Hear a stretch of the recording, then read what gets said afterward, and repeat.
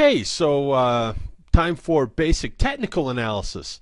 If you're with me here, that means you and I probably spent some time with fundamental analysis. Now we can move on to another level. Lots of fun stuff here. This is probably one of my favorite pillars. I very much enjoy working on this, and this isn't something that I think you ever stop working on. I've been doing this for many years. Always learn new things and get better with experience every year. So give yourself the chance to be patient with yourself. Don't expect to learn it all in one day. I think one of the things we're hopefully good at is putting this in bite-sized chunks. So if you and I just keep going along together, you'll get there for sure. So what are we going to go through? Well, we're going to understand how to read a chart. Just kind of a basic overview of how to read charts. We're going to look at some some of the more introductory things that someone learns when they start chart reading. We're going to analyze some stocks, of course. I'll invite you to analyze yours. We'll look at a couple here too. We're going to use the computer, show you how to search for signals. Very cool stuff as we leverage the technology. And we're going to learn more vocabulary to help us further our work with advisors. And then we're going to take a look at a variety of different technical tools. I usually put them in 3 different categories, and there's hundreds of tools, but they usually fit in those 3. And then we'll start talking about some of the criteria, some of the things I like to see, some of the things I learned when I was new. So it'll be great class for you. I love this particular session. Really fun. Let's do the legal. As we talked about always, there's risk involved when we invest in securities, and so if we make a decision to do so, that's a decision on your own. Certainly a decision that I take on when I do it, and so that's my choice. And if you want to trade securities, that'll be your choice. I want to emphasize that this is really centered on education. I don't really not comfortable with the idea of trading styles or different types of securities or individual investments. I leave that up to the people within your circle, the people on your team, and those fiduciaries. I want to make sure that we're not trying to solicit any type of relationships or anything like that. I mean, I think you get it. I like to put this in, though, because it protects me and it also protects you to let you know, hey, there is risk, and the risk is absolutely as real as the rewards are. So with that, we'll go ahead and say trading is for grown-ups, no question. So we're working on the continuum here, and of course here we have the basic classes, and we've been trying to focus on some strategies, cash flow or capital gain. The vocabulary has been very important, and just your context of how you approach the market will improve over time. And once we get there, we can move to phase 2, and then you're halfway there. So of course you want to be proficient, and like I tell people, if they'll just keep a good pace and just do class by class, review when necessary, it's simply a matter of time, like anything in life, to where this can be a fun income for people. So keep on moving forward and enjoy the process of these basic classes.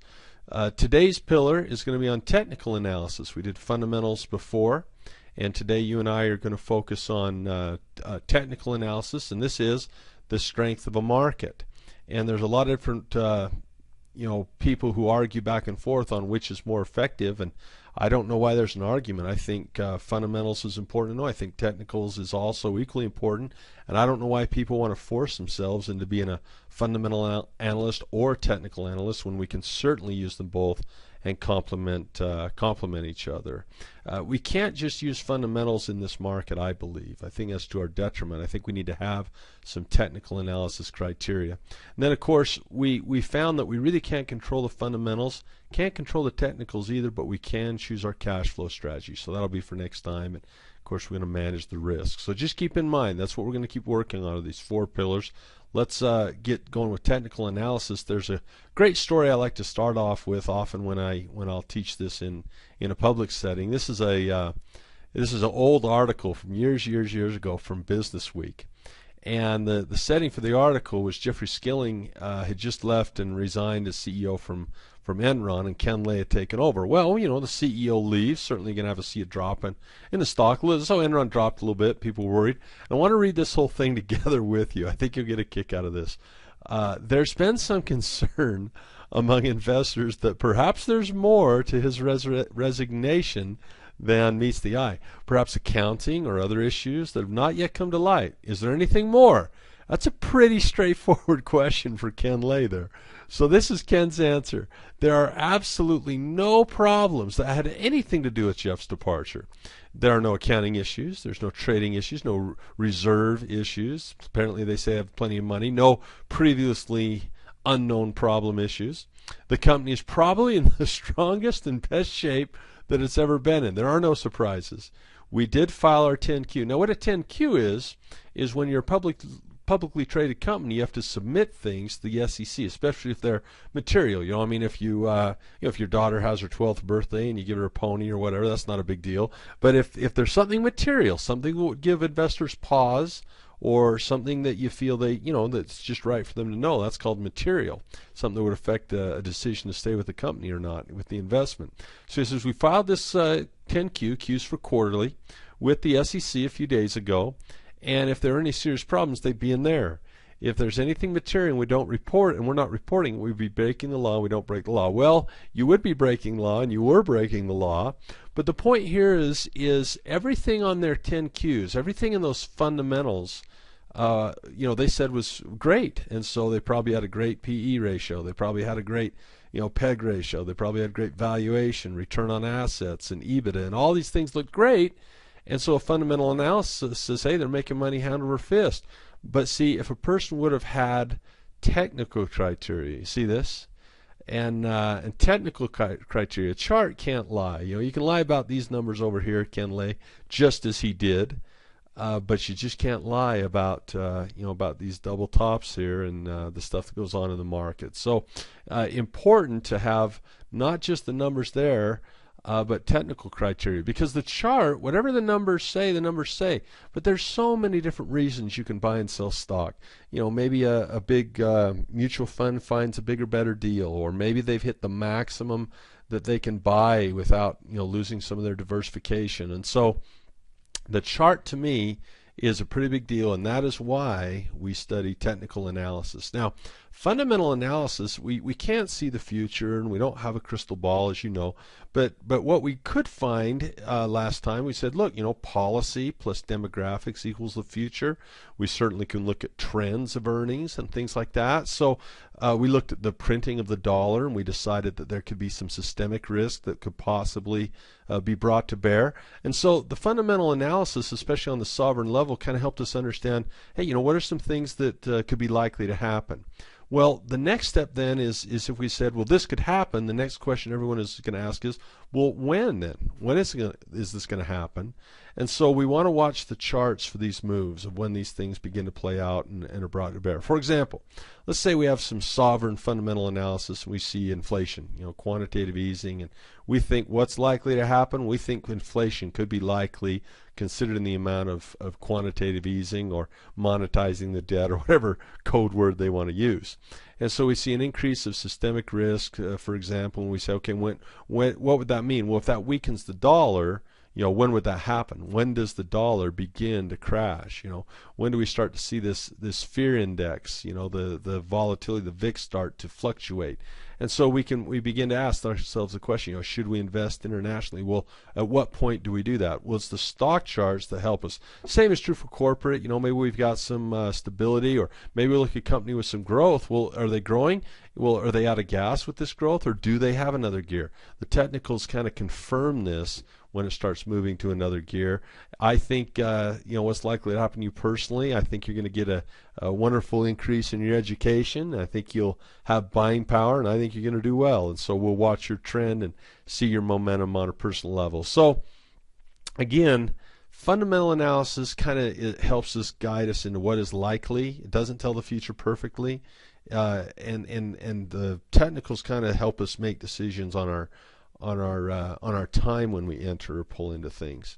And so price is reality. Here we have a personal financial statement with some passive income, we have expenses, and here at the top of the asset column we have some stocks. Well, no matter what the fundamentals say, no matter what the fundamental analysis says, when it comes to your personal balance sheet, it doesn't really matter what the corporate says as far as this goes. Those stocks, whatever prices they are, Well, the chart's your reality.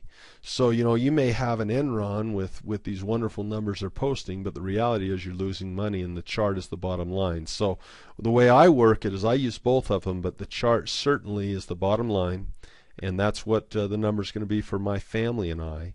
And so very, very important to look at the chart. So that's what technical analysis is, and that's what we're going to delve into as we move forward. So this is a board with stock quotes on it. It's called a ticker, ticker symbols, a little ticker tape here, electronic, and we have several symbols and prices represented. And so people say, well, what makes stocks go up and down? It's supply and demand, of course. And just like anything else, you have people wanting to buy, you have people wanting to sell, and so the price moves accordingly. But one of the ways to think of this is not that you're selling to a bunch of sellers, but think of one person. And this one person could be called a market maker or a specialist. And if you were taking an exam to get some type of a license, maybe you want to be a financial advisor representative, you want to take your Series 65, they might ask a question, what is a market maker? And the way I would answer that is, a market maker is a person who stands ready to buy and sell stock and provide a degree of liquidity in the market. So one of the questions people often ask is, if I have 100 shares of IBM or something and I want to get rid of it, how am I able to just sell it so easy? What if there's no buyers? Well, the reason there seems to be always a good match of buyers and sellers is those scales are always in balance, and so that means that there's always sellers on one side and buyers on the others, and the market maker helps facilitate this. So when you want to buy stock, let's look at the person on the left who's a buyer. If you were to ask the market maker, of course it's all done electronically, but if you were to ask the market maker, hey, I'm interested in your stock, how much do you want for it? What are you asking? And so that's called an ask price. The question might be, what are you asking for this stock? And he says, well, I want $52.17. So when we look at stock quotes, they're anticipating this question. We don't need to ask that question. They simply know that the buyers are going to ask it, and so they post what's called a stock quote. And the first stock quote they will put up is called the ask. And in this case, he wants $52.17, and that's going to be what the buyers pay. They say, hey, we're going to pay you this money. Now the seller's already on the stock, and so let's say you wanted to sell stock. One of the nice things about stocks is businesses, if you have an inventory, you got to go kind of sell it yourself or get your employees to do it, your sales force. If you want to do real estate, there's negotiation face to face usually. And so here we don't have any of that. We just simply say, hey, market maker, I want to sell the stock. What will you bid for it? And so this person says, what do you bid for my stock? And the market maker gives an example. He says, well, I'll give you $52.15 for it. And that would be called a stock quote as well. So the two types of stock quotes we see are ask prices and bid prices. Now you'll notice something here, that he's asking someone to pay him $52.17, and he is only offering $52.15. And so you say, hey, what is this guy? Some kind of a bookie or something? And that's pretty close, I'm afraid. And that's how they make their money. And the difference between this is called the spread. So let's say, for example, we were to look at a real stock quote here. And this is called a quote sheet. And you can simply list, I just have some examples of some popular stocks here. And let's say we look at IBM, quite a spread there. Of course, it's after market hours. If we come down here to, silver and gold ETF that tend to be active all the time, you can see here that they want $41. He's willing to bid.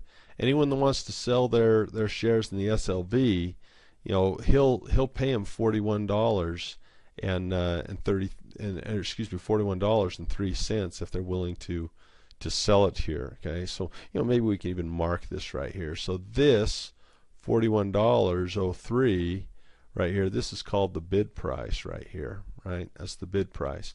And then straight across from it, if you want to buy it from him, you're gonna have to spend $41.05. So he's got what's called a 2-cent spread. And 2 cents doesn't seem like much, but when you're doing this kind of volume every day, that does tend to add up, doesn't it? So here we have quite a large spread here. Here we have only 2 cents here, large spread here, and these tend to be wider when we're not in market hours. So for example, on the Qs here, This is more typical. We see a penny on the Qs. Just one difference: 52.17 and 52.18. So that's kind of what the market makers do. They want to make that spread. Very important to see the spread when we do the options, because those spreads seems to get wider, and we do something called shaving the spread. But we'll do that another time. So let's go back to our graphic here. So the market maker is this middle person. That's who you're dealing with. And they stand ready to buy the stock from you. If you ever want to sell it, there's a market maker that'll buy it from you within reason. And if you want to buy some stock, certainly the market maker will sell it. So what's his goal every day, or her goal? The goal is going to be volume, isn't it? I mean, they really don't care. And this is a very important thing to understand, I think, for people, is they do fundamental analysis. They say, well, look, I got this great, strong company, Procter & Gamble or, whatever, Home Depot, Walmart. I have this great, strong company. They don't realize that it's the supply and demand that causes the stock price to go up and down. Certainly someone might see an improvement in earnings and they might want to buy it, but it's the actual buying, the supply and demand, that makes the stocks go up. So that's why there's a lot of risk in equities, and why I think, boy, people buying equities, 401ks, they're just hoping that people will pay more for it than they did. And, it's quite a gamble. You'll see in the future, I think there'll be much more volatility than there was in the past, and that you'll have market makers that'll drop that price like a rock. So there's nothing really to stop a market maker. They don't care whether it goes up or down. They just want maximum volume because they're collecting that spread, and that's why those scales stay even. For example, what if the scales weren't even? Let's say you had a lot of people coming and there's a really hot stock and everyone wanted to buy it. Well, what's he going to do to facilitate transactions and make that spread? He's got to bring some sellers to market. So, what are you going to do to get people to sell things? You got all these people wanting to buy. What are you going to do if there's no sellers? You start asking more money, or you start offering, more money. You're going to raise the price. Everyone has a price they'll sell their car for. Is it $30,000? Okay, I'll give you 35. 40? No. 45, 50, 100,000 sold. And so the market maker will take the price as high as they need to if they need to bring sellers to market so they can make that spread. They've got to keep those scales even. That's where they make the most money. Of course, if there's lots of sellers and this stock's terrible and they're trying to get rid of it, well, if the stock's terrible, no one wants to buy it. So what do we have to do to get people to take that risk? The CEO gets indicted for tax fraud. Okay, do I want to buy that stock? Not for today's price. But it gets tempting, you start taking it lower and lower and lower. Finally, people say, well, gee, maybe it's worth the risk. And so that's how prices go up and down, is between supply and demand. Okay, here's a great example of how this can be. I mentioned P&G. This is called a flash crash. Apparently, and they never really, not sure they even got to the bottom of this, but apparently someone put in an erroneous order, and the market maker began to drop the price of P&G, and you can see that transactions were made. Look at this. P&G usually hangs out in the 60s, and here it's 40. I remember Jim Cramer on this day was freaking out, saying, buy, buy, buy. Well, you'll never get P&G this low. And so here's a day of panic where the market maker just, someone started putting in orders that were erroneous, and it just caused the whole thing to get messed up. That was called the flash crash. We might see that again. In fact, this had ripples in the market, actually. As you can see on this same day, back here in May, that the Dow, you're looking, 10,750, drops down here intraday, a little below 9, a little below 10. That's almost 1,000 points there. From this point up here, almost just under 11,000 to 10. 1,000 points intraday. That's the world we live in. And so just understand that this can happen. That market makers can, they don't care how far down it goes. They just want to keep that balance equal so they can collect lots of spread. So interesting stuff on price. And because they move these prices around, that's what gives us stock charts. And so this is simply the study of price action. Well, what we're going to do is we kind of told the story in fundamental analysis of how companies looked, and we were able to tell the story of several stocks. Well, now we're going to tell the story of the chart. How did investors feel? How did the market feel? I think you'll find this a fascinating discussion. And so all an uptrend is a record that tells a story of low supply and high demand. So we had to take the had to take the price up to convince some people to sell it to us. Of course, the middle one here, the downtrend, that's high supply. Everyone wants to get rid of it, but hey, you got to take that really down low before people have any demand for it. And then we can sometimes just have it sideways, kind of sluggish and kind of stability, kind of stabilized right there. So that's kind of how price action works, and what we're going to spend the rest of the time doing is learning more and more about how to tell the story of price action, supply, and demand. So we're going to learn to tell the story of a stock, and this could be a stock. It could also be an ETF tied to maybe gold or silver. And anything that has a price, moves with this supply and demand that we've been speaking about. So, what made this stock go up and what made this stock come back down? Well, here we see down here at the bottom it kind of went up, and so we asked this question: did the market seem okay in buying it here? In other words, were there more of a buying bias? If the balance of the scale is more people saying yes, I want to buy, then it's going to go up, right? So we'll give that a yes. And yeah, they wanted to buy it here, and they also wanted to buy it here, and they wanted to buy it here, but did they want to buy it up here? No, they didn't. And so we can see whenever a stock is headed up, we know we have a bias towards buying it at those prices. But anytime a stock begins to fall, the market maker was dropping the price simply because there were not enough people that that were buying at that price. In fact, there were too many sellers. So did the market want to buy here? No. So we learned something. All of us have support of certain prices, and all of us resist certain prices. If you drive a car, you look at the gas pump, and there are certain prices where you go there and you feel good. You think, boy, gas, pretty good deal right now. Other times you say, boy, this is getting out of control. So we support certain prices, and we resist certain prices. So we'll draw these green lines down here and say this is a place where they support things, and we'll put this red line up here and say this is a place where they're beginning to resist these higher prices. Now, of course, people change in their opinion. I remember on a hot day when I was a kid, my job growing up was to mow the lawn, and we weren't as we didn't conserve as well, I guess, in those days. So we used to use the hose to spray off the shavings, the grass clippings, and on a hot day I'd go ahead and take a drink right out of that hose. Water was free, there were drinking fountains and water was free. And then one day I went into 7-Eleven. They said, we're going to charge you for this water. I said, no way. And I showed resistance when I went in. They started bottled water. But then people begin to find value in things, and they begin to change their mind and say, hey, it's clean, it's convenient, it's right here. So things change. So if we look at this stock, we say, yeah, they're buying it a little bit more, a little bit higher than they'd bid before. So that's part of the story, is this change right here, is saying, they didn't let it drop all the way down to support before they started seeing a bargain. And the market said, hey, we see this level as a bargain now. And so that's a little clue to how they feel about it. They didn't let it drop, drop down as far. And probably the most important level was right here, because they changed their mind. And notice when they like it, there's a little surge, and then they said no. And when they decide there's a bargain, there's a little surge, and then here they've said no.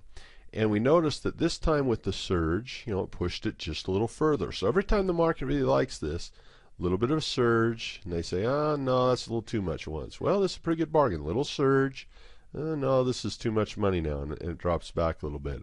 So the market was willing to pay much more than this, but this time, before it finally said, no, that's too much to buy.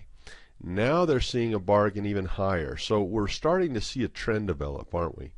And we're going to talk about what this looks like. This is an uptrend, where each time the market decides to buy it, it gets a surge. Each time they start to buy it, it gets a surge.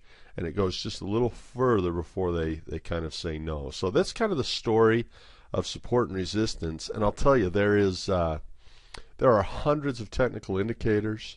There are lots of different data that we can look at, and Western indicators and candles. And I'll tell you what, this is the greatest part of the story. Practicing, looking at support and resistance, to me, is one of the largest parts of technical analysis. So when you get this down, this will be a great benefit to you. And it's always something we keep working on developing.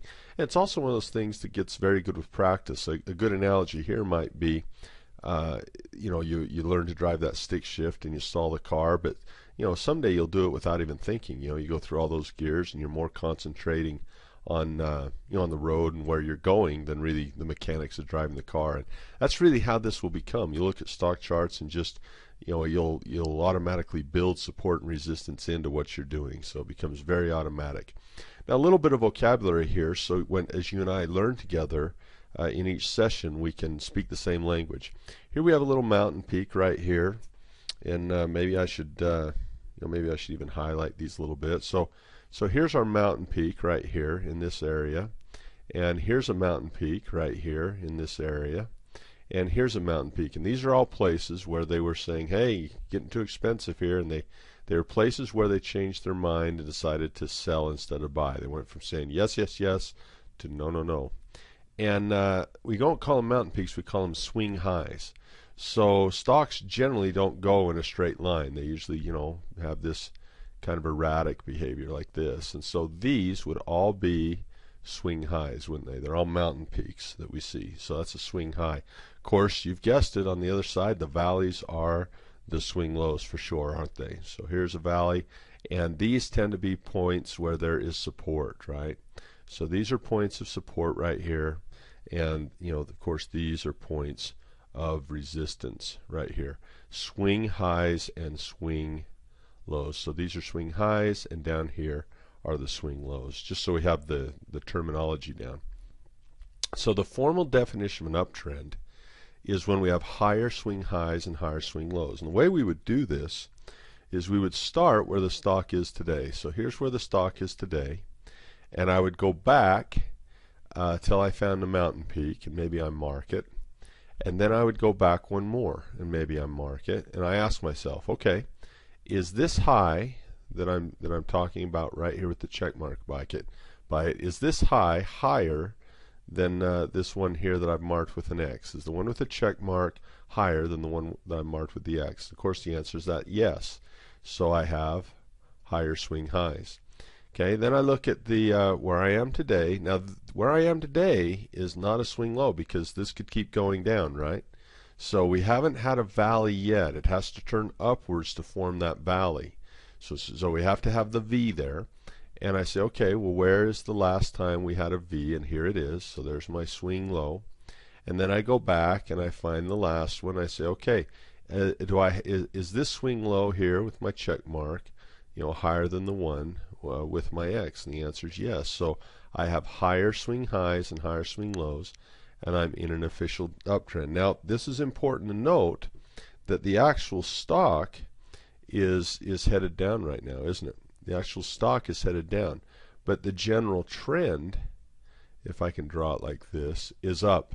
And it's very common that once we establish an uptrend, very, very common, that we kind of just connect the dots here like this, and we just go like that, and then we connect the top, and we kind of just do this simply to see the rate at which they like this stock.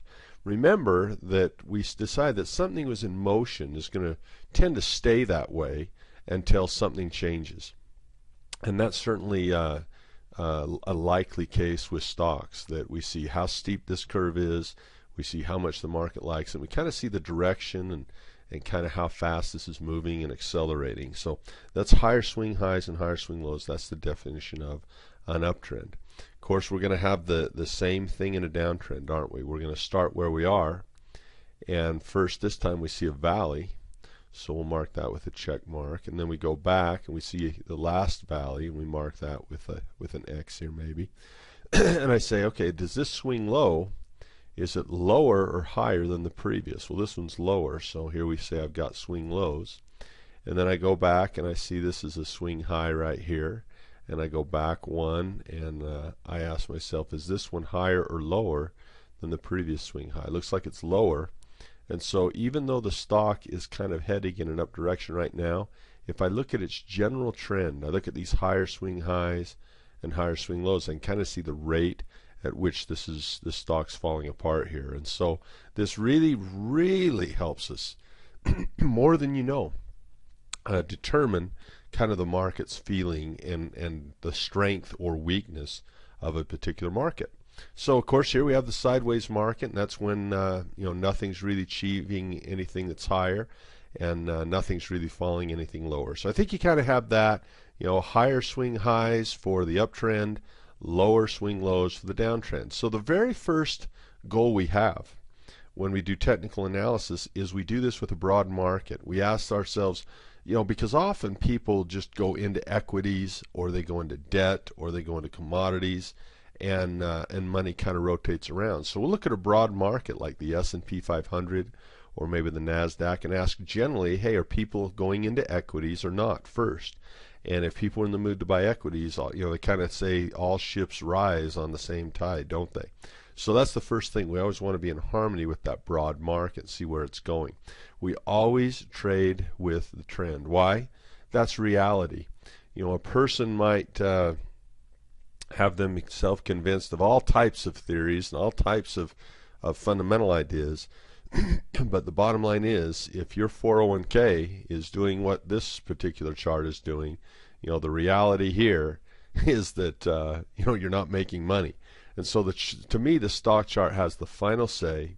It's what reality is for our accounts. And so we have to have, in my opinion, there's certain criteria that I demand. I don't want a chart here, for example, that our little guy is pointing out. Let's just take the blues here.